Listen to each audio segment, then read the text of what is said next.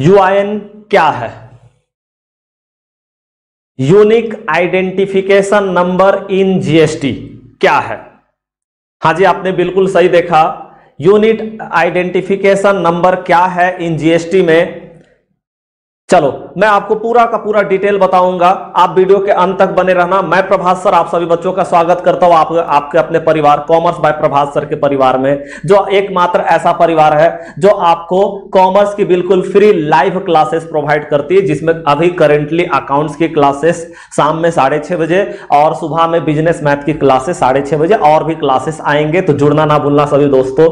चलो स्टार्ट करते हैं। सर ये यूआईएन क्या है? जीएसटी में अपने बात करते हैं। यूआईएन यूनिक आइडेंटिफिकेशन नंबर क्या है?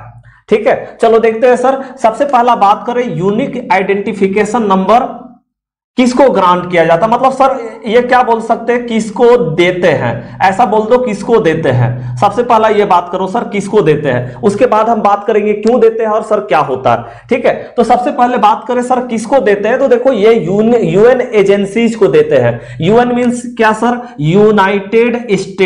यूनाइटेड नेशन एजेंसीज जो रहते हैं ना, उनको दिया जाता है। जैसे आप देख लो आईएमएफ मतलब सर इंटरनेशनल मॉनेटरी फंड, ठीक है, या फिर sir international labour organisation ILO, ठीक है, इंटरनेशनल लेबर ऑर्गेनाइजेशन, और भी इस तरह का जितना भी एजेंसीज जो आपका यूएन मतलब यूनाइटेड नेशन की जो एजेंसीज है ना, वो सारे एजेंसीज को दिया जाता है। दूसरा नंबर में sir embassy of foreign country, मतलब सर विदेश का जो है ना, मतलब दूसरे देश का जो एम्बेसी होते हैं ना, उनको दिया जाता है। और सर कंसुलेट, इसको हम क्या बोलते हैं सर? राजदूत भी बोलते हैं। राजदूत एक तरह से हिंदी में आप इसको बोल सकते हो, राजदूत।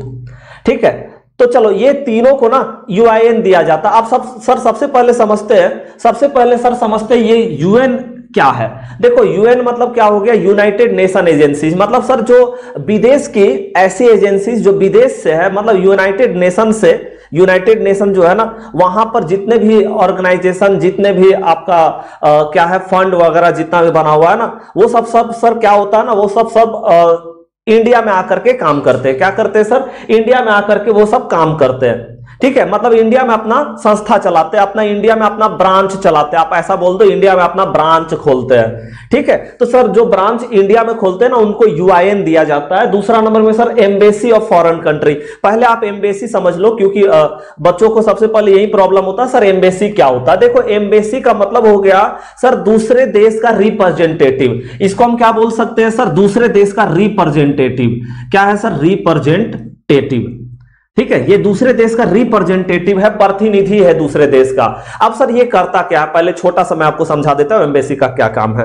ठीक है, एम्बेसी सर क्या करता है? एम्बेसी जैसे देखो, मान लो कि अमेरिका के लोग इंडिया आते हैं, मान लो सर अमेरिका के लोग इंडिया आते हैं। अब सर इंडिया में उनको कुछ भी प्रॉब्लम होता है, मान लो सर उनका वीजा भूल होता है ना, कि खो गया, वीजा भूला गया सर, ठीक है, नया इशू करना पड़ेगा। या फिर सर और उनको कोई भी प्रॉब्लम होता है, किसी भी तरह का प्रॉब्लम होता है, तो सर वो क्या करेगा? क्या वो फिर से जाकर के अमेरिका को बोलेगा सर मेरा वीजा भुला गया, मैं तो इंडिया में फंस गया आकर के? या फिर मान लो सर इंडिया का कोई व्यक्ति है, मान लो अमेरिका गया, अमेरिका में मान लो उसका वीजा भुला गया, या सर कोई प्रॉब्लम हो गया, कुछ भी प्रॉब्लम हो सकता है सर किसी भी तरह का, तो क्या सर वो फिर इंडिया गवर्नमेंट को आकर के बोलेगा सर मैं अमेरिका में फंसा हुआ, मेरा वीजा भुला गया? अरे भैया, फिर वो इंडिया गवर्नमेंट को आएगा बोलने के लिए, बताओ, या फिर इंडिया गवर्नमेंट तक बात पहुंचाएगा, तो बड़ा टेंशन है सर। इसके लिए क्या किया गया ना, कि मान लो कोई भी देश है सर, वहां पर मान लो इंडिया में मान लो सर कोई भी देश के लोग आते हैं, जैसे घूमने के लिए आते हैं या फिर कुछ भी करने आते हैं ना सर, ठीक है, कोई भी काम करने आते हैं या फिर यहां रहने के लिए परमानेंटली रेसिडेंट हो जाते हैं, तो सर उनको क्या होता है, उनको कोई भी परेशानी होता है, मान लो अमेरिका के लोग हैं या ऑस्ट्रेलिया या न्यूजीलैंड, कहीं से भी अगर किसी भी देश से इंडिया आए हैं यहां रहने के लिए, घूमने के लिए, या फिर सर यहां बिजनेस करने के लिए, कुछ भी करने आए हैं सर, उनको अगर कोई भी प्रॉब्लम होता है तो सर उस प्रॉब्लम का सॉर्ट आउट कौन करेगा सर? उसके लिए वो अमेरिका जो है ना, वो क्या करती है सर? वो अपना एम्बेसी इंडिया में रखती है। मान लो सर न्यूजीलैंड से कोई व्यक्ति आया, तो न्यूजीलैंड का एम्बेसी यहां इंडिया में होता है। सर ये कहां होता है बेसिकली? देखो जो एम्बेसी है ना सर, ये बेसिकली कहां होता है sir? Capital of country. Capital of country, आप समझ रहे हो? कैपिटल मतलब sir country, capital of country का मतलब देश की राजधानी में ये एम्बेसी होते हैं।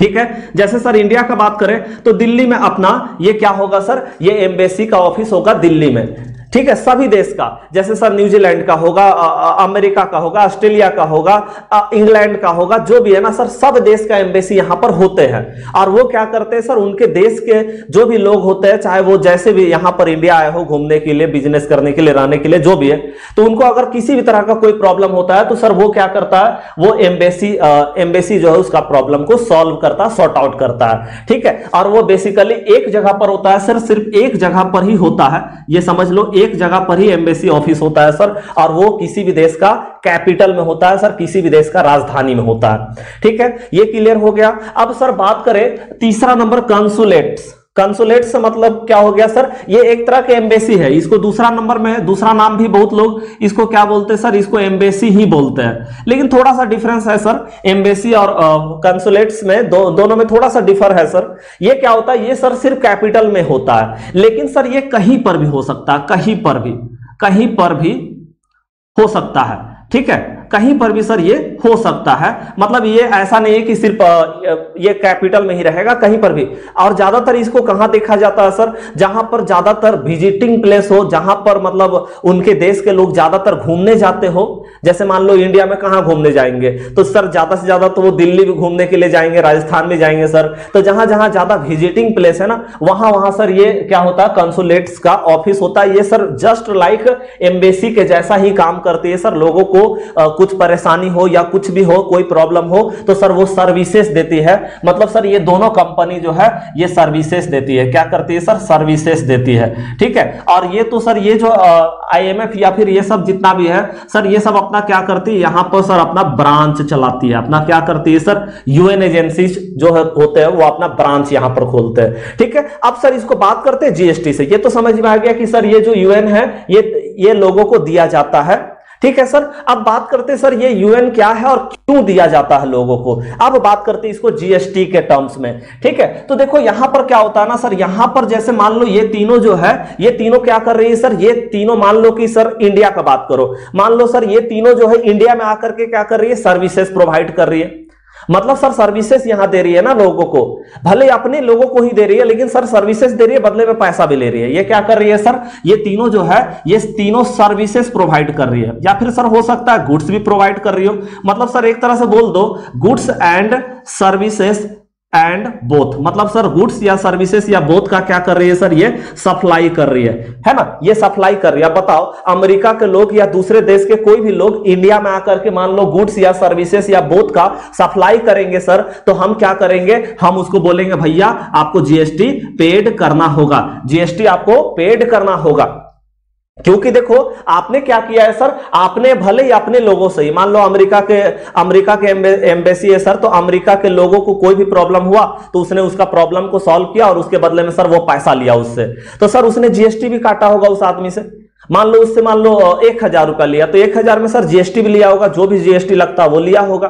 तो सर GST लिया होगा तो गवर्नमेंट बोलती है GST रिफंड कीजिए। इंडियन गवर्नमेंट क्या बोलेगी, इंडियन गवर्नमेंट ये तीनों को बोलेगी भैया GST रिफंड कीजिए, भैया GST वापस कीजिए। आपने इन लोगों से, मतलब आपने सर्विसेज दिया और आपने लोगों से क्या किया सर, आपने GST जो लिया है ना उसको यहां रख करके अपने देश मत लेके जाइएगा, समझो बात को, अपने देश मत लेकर के जाइएगा, यहां देना पड़ेगा।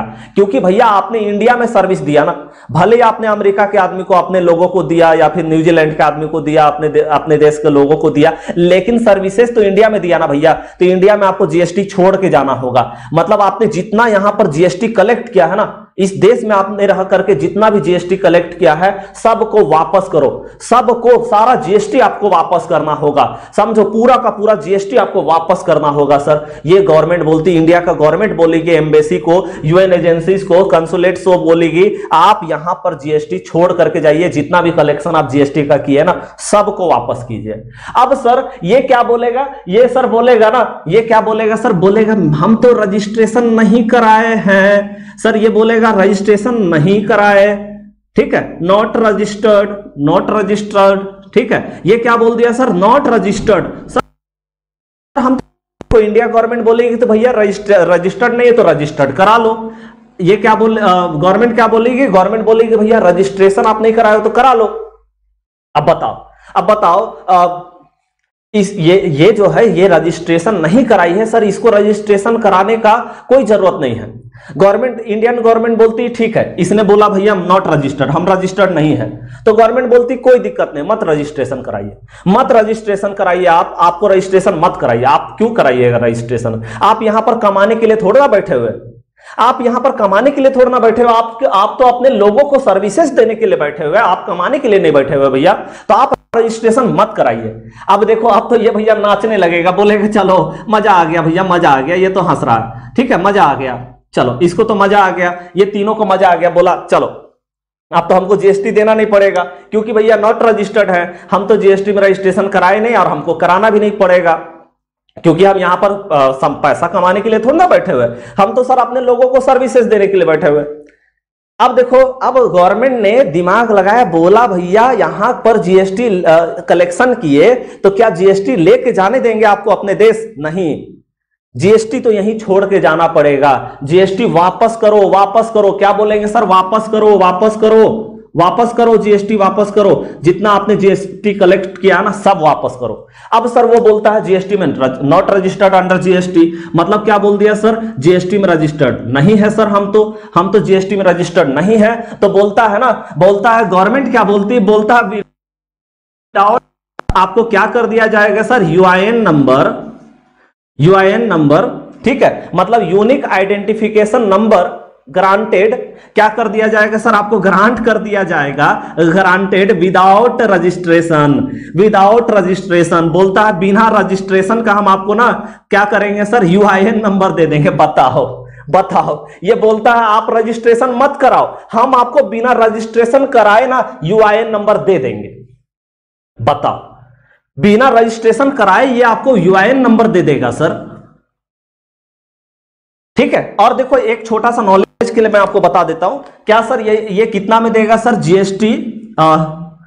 जीएसटी रजिस्ट्रेशन 13, ठीक है सर। ये फॉर्म होता है, जीएसटी फॉर्म होता है, जैसे आपको पता है सर नॉर्मली जो है ना, नॉर्मली क्या होता है सर? जीएसटी रजिस्ट्रेशन 06 में आपको क्या होता है सर? रजिस्ट्रेशन नंबर मिलता है जिसको जीएसटी इन बोलते हैं। मैंने वीडियो बनाया है जीएसटी इन में, जिन बच्चों ने नहीं देखा आप देख लेना, मैंने डिस्क्रिप्शन में भी लिंक दे दिया, या तो फिर आप यूट्यूब में जाके सर्च करके भी देख सकते हो, ठीक है। यहां पर क्या करना होगा सर? फॉर्म जीएसटी रजिस्ट्रेशन 13 में आपको क्या होता है? आपको सर यूआईएन नंबर मिलता है, ये फॉर्म का नंबर है जीएसटी रजिस्ट्रेशन 13। इसमें सर आपको यूआईएन नंबर आपको दे दिया जाता है बिना रजिस्ट्रेशन का, आपको रजिस्ट्रेशन नहीं कराना है। बिना रजिस्ट्रेशन कराए आपको क्या किया जाता है सर? आपको यूआईएन ग्रांट कर दिया जाता है। अब सर आपको यूआईएन नंबर दे दिया ना, अब आपको क्या करना है सर? अब आपको बोलेगा भैया आप जीएसटी रिफंड कीजिए ना। अब वो बोलेगा सर मेरे पास तो जीएसटी नंबर नहीं है। अरे भैया जीएसटी नंबर नहीं है, आपके पास जीएसटी इन नहीं है। चलो ठीक है भैया, आप बोलते हो जीएसटी इन नहीं है सर, तो जीएसटी इन नहीं है तो आपको दिए ना भैया इसका अल्टरनेटिव, क्या दिया आपको बताओ? आपको अल्टरनेटिव दिया ना मैंने, यूआईएन। तो देखो जहां जीएसटी इन नहीं काम करेगा सर वहां यूआईएन काम करेगा, ठीक है। तो भैया आपको लेके जाने थोड़ा ना देंगे, मतलब हमारे देश में भले ही आपने अपने लोगों को सर्विसेज दिया या गुड्स बेचा या जो भी किया, आपने दोनों काम किया, तो सर आपने जितना भी जीएसटी कलेक्ट किया ना सबको वापस तो करना ही पड़ेगा, ठीक है। आपने रजिस्ट्रेशन जीएसटी में नहीं कराया तो सर आपके पास जीएसटी इन नहीं होगा, तो भैया आपको मैंने यूआईएन नंबर दिया ना, अब यूआईएन नंबर डाल करके और जीएसटी पूरा वापस करके उसके बाद जाने देंगे अपने देश। मेरे देश में जीएसटी कलेक्ट करोगे तो यहां पर जीएसटी दे के जाना होगा, मतलब सर यही रूल्स हर देश में होता है, ठीक है। इंडिया में भी यही होता है, और सर अमेरिका में भी, हमारे एम्बेसी भी अमेरिका में होते हैं, इंडिया के एम्बेसी भी अमेरिका में होते हैं सर, अमेरिका में भी यही रूल्स है, ठीक है, कि वहां पर भी यूआईएन नंबर दे करके और जितना भी जीएसटी कलेक्ट किया है एम्बेसी या यूएन एजेंसी या कंसुलेट्स, वो सबको जीएसटी उस देश को देना होता है, जितना उसने कलेक्ट किया है, जितना कलेक्ट किया सब देना होता है, और हर देश में यही कहानी है, ठीक है। तो बताओ यूआईएन नंबर बिल्कुल क्लियर हो गया, एकदम क्रिस्टल क्लियर हो गया। और इसी तरह का वीडियो देखने के लिए आप मेरे चैनल को सब्सक्राइब कर दो, लाइक कर दो और शेयर कर दो अपने दोस्तों तक, ठीक है। तो चलो मेरे को इतना ही बताना था यूआईएन नंबर, और फिर उसके बाद नेक्स्ट क्लास में मिलेंगे। तब तक के लिए सभी बच्चों को धन्यवाद, थैंक यू, बाय बाय।